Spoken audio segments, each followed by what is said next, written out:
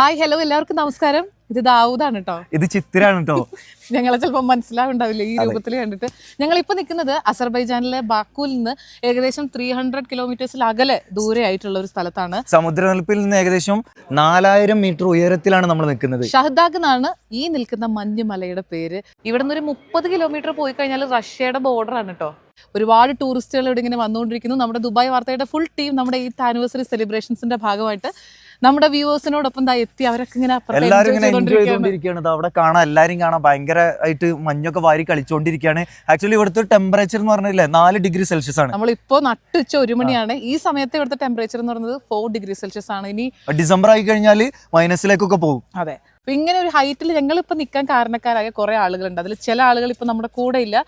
അവരെ തീർച്ചയായിട്ടും നമ്മൾ ഓർക്കുന്നു. നമ്മുടെ ഈ ഒരു യാത്രയിൽ നമ്മളെ സപ്പോർട്ട് ചെയ്ത തീർച്ചയായിട്ടും TMG global presence Baku stories a trip to Azerbaijan. അതെ, നമ്മുടെ ഈ യാത്രയിൽ നമ്മുടെ കൂടെ തന്നെ ഉണ്ടായിരുന്നു നമ്മുടെ ഒരു ഡയറി പാർട്ണർ ആയിട്ട് Marmam dairy, great taste for every one.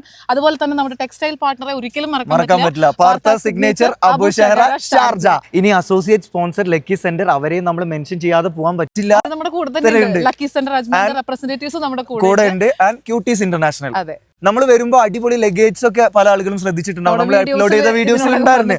And നമ്മുടെ ലഗേജ് പാർട്ണർ ബെക്ലിയാണ്. അതുപോലെ ഈ യാത്രയിൽ നമുക്ക് വലിയൊരു സപ്പോർട്ടായിരുന്നു ലേണേഴ്സ് ഹബ് എഡ്യൂക്കേഷൻ, പിന്നെ auto cart used cars Lulu.